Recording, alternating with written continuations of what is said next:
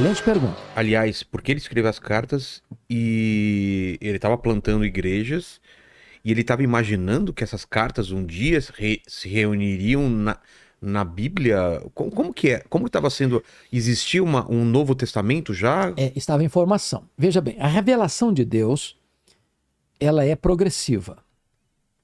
O Antigo Testamento, ela é progressiva no Novo Testamento até Cristo. A revelação é progressiva até Cristo. Hebreus, capítulo 1, versículo 1 diz que Deus falou muitas vezes, de muitas maneiras, aos pais pelos profetas. Agora, ele nos fala pelo Filho. Em outras palavras, ela é progressiva até Jesus, mas não a partir de Jesus. Tá. Mas no tempo de Paulo e Pedro, já tinha consciência, eu vou te mostrar isso aqui na segunda carta de Pedro, já tinha-se consciência que o que Paulo escrevia já tinha o peso canônico. Ah, é? Olha que coisa interessante. 2 de Pedro 3,15. E tende por salvação a longanimidade de nosso Senhor, como igualmente o nosso amado irmão Paulo vos escreveu, segundo a sabedoria que lhe foi dada, ao falar acerca destes assuntos, como de fato costuma fazer em todas as suas epístolas, nas quais há certas coisas difíceis de entender, que os ignorantes e instáveis deturpam, como também deturpam as demais escrituras. Então Pedro, que é contemporâneo de Paulo, considera as cartas de Paulo como componentes das escrituras. Então a aceitação já foi praticamente imediata. Então, por que Paulo escrevia essas cartas? Então, ele escrevia porque certamente ele não podia estar lá presencialmente. Que tipos de carta Paulo escreveu? Paulo escreveu cartas às igrejas, Paulo escreveu cartas pastorais. Então ele escreveu para a igreja de Roma, ele escreveu para as igrejas da Galácia, ele escreveu para a igreja de Éfeso, ele escreveu para a igreja de Filipos, ele escreveu para a igreja de Colossos, ele escreveu para a igreja de Tessalônica, e ele escreveu cartas pastorais. O que é cartas pastorais? É carta de Paulo para pastores que trabalhavam com ele. Escreveu Timóteo, escreveu Tito, e escreveu também o que nós poderíamos chamar de um memorando, que é a carta a Filemon. E daqui a pouquinho, se você quiser, a gente trata do que significa essa carta. Tá bom. Né? Então, esse é o conjunto de cartas que Paulo escreveu. Nós poderíamos pensar um pouquinho na cronologia delas. Tá. Primeiro, Paulo escreveu a primeira carta, foi Gálatas. Por que Gálatas? Lembra que a primeira viagem foi na região da Galácia, hoje Antioquia, certo? Quando Paulo retorna desta viagem, conforme Atos 14, 24, 26 e 27, ele reúne a igreja, compartilha com a igreja de Antioquia, que foi a igreja enviadora, quantas coisas fizera Deus por intermédio deles, não quantas coisas fizeram eles, mas quanta coisa fizera Deus, e como Deus abrir a porta do evangelho para os gentios. Aí os membros da seita dos fariseus descem de Jerusalém e dizem assim para esses crentes gentios que estavam sendo recebidos na igreja: se vocês não se circuncidarem, se vocês não guardarem a lei de Moisés, vocês não poderão ser salvos. Bom, isso não é evangelho. Isso é uma perversão do evangelho. Total. Isso é dizer que a obra de Cristo não foi suficiente, que o sacrifício de Cristo não valeu, que a morte de Cristo não é o suficiente, que só a fé em Cristo não basta. Então, foi preciso ter um concílio da igreja, o seu chazinho. Opa, valeu. Foi preciso ter um concílio geral na igreja para resolver o problema doutrinário. Aqui uma coisa importante, Vilela. Não se pode fazer missões se a teologia está ruim.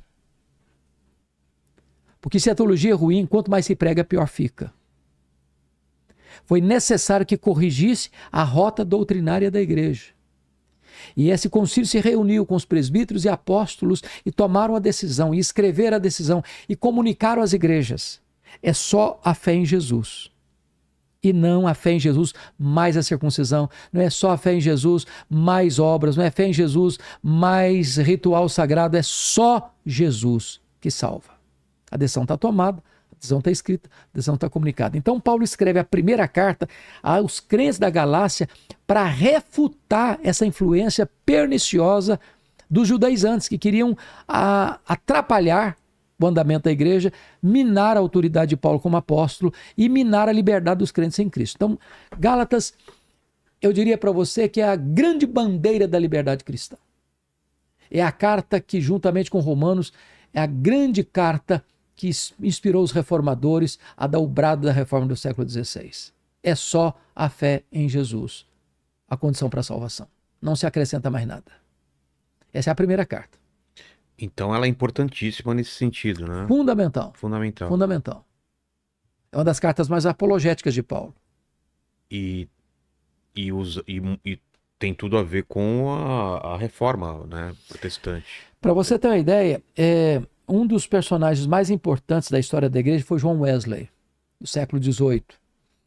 E John Wesley, embora tenha sido criado numa vida de piedade, seu pai era pastor, sua mãe era uma mulher de oração, etc. e tal, mas a experiência de conversão de Wesley se deu quando ele ouviu a leitura do prefácio do comentário de Lutero à Carta aos Gálatas. Ali ele teve uma experiência profunda com Deus e passou a ser o homem que ele foi, o maior avivalista do século XVIII. O homem que teve a experiência não só de estabelecer a igreja metodista, mas que percorreu a Inglaterra e até hoje você recebe os impactos e influências da presença de John Wesley no século XVIII na Inglaterra.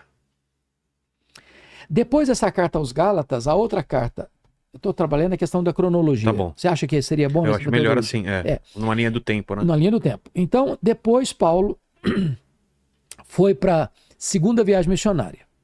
Na segunda viagem missionária, ele passou então por Filipos, ele saiu de Troade, desembarcou em Neápolis, que é a região portuária. Dali ele foi a Filipos, que era uma colônia romana.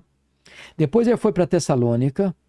Depois ele foi para Bereia. Depois ele foi para Atenas. Depois foi para Corinto. Só em Corinto é que ele se estabeleceu por um tempo maior, 18 meses. De Corinto, que fica... Coloca um mapa pra gente de novo. Ali, Carlos, Corinto ali, tá vendo? Perto de Atenas, tá vendo? Corinto, sim. Então, Corinto é uma região banhada por dois mares, o Mar Jônico e o Mar Egeu. Corinto era a capital de uma província, a província da Acaia. Tá. Assim como lá em cima Tessalônica, tá vendo? Lá em cima Tessalônica era a capital da Macedônia. Então, só nesse mapa aí você tem 3 capitais de províncias. Você tem lá em cima Tessalônica, capital da Macedônia.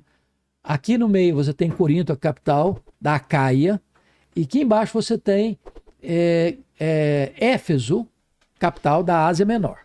Tá certo? Tá. Então ele ficou 18 meses em Corinto. De Corinto ele escreveu as 2 cartas aos Tessalonicenses. E era enviado como essas cartas? Por portadores? Por portadores. Então ele manda essas 2 cartas à igreja de Tessalônica, na capital da província da Macedônia. Nessas cartas a doutrina principal é a escatologia, a segunda vinda de Cristo. Ele tratou dessa matéria lá. E por que ele escreveu? E aqui é muito importante entender isso. Hoje até o camarada que me pegou, o motorista do Uber, percebi que ele estava muito ligado à questão do misticismo, do sincretismo religioso, do gnosticismo. E é importante entender isso, porque Tessalônica é uma cidade grega. É a região de Filipe da Macedônia, de Alexandre o Grande, onde uma importância... toda uma carga da cultura grega. Então você se lembra que quando Alexandre o Grande dominou esse grande império greco-macedônio, ele espalha a cultura grega, a cultura helênica, né? A língua grega. E qual era a base da cultura grega? Qual era a essência do pensamento grego? Era o chamado dualismo. O que é o dualismo grego?